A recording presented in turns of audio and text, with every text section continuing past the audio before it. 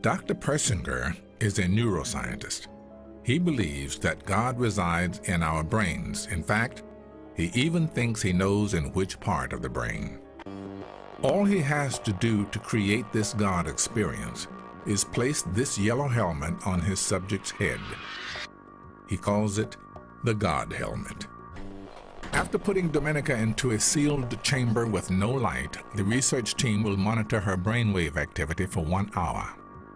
In a few minutes, Domenica's brainwaves start to order themselves into a relaxed pattern.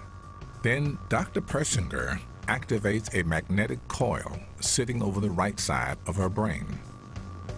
It's no more powerful than a hairdryer, but it's designed to focus its energy on a small set of brain cells in the right temporal lobe. Those cells, he believes, will stimulate in Domenica a sense that someone or something is present. And it says you felt the presence of something.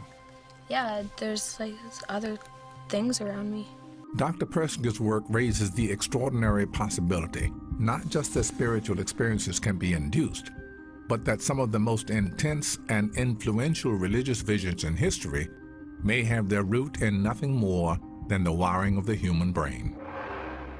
Abraham, Moses, Native American shamans. Almost all religious leaders and spiritual guides have attested that they were struck by vivid and thunderous messages from the Creator himself.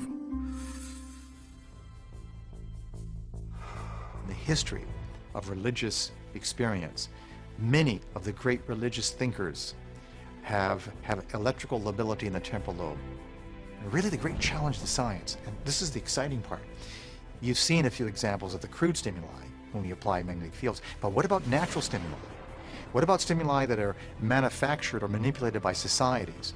What about intrinsic chemical changes? And what about all those stimuli we don't know yet that can produce the most powerful experience in the history of humankind, the God experience?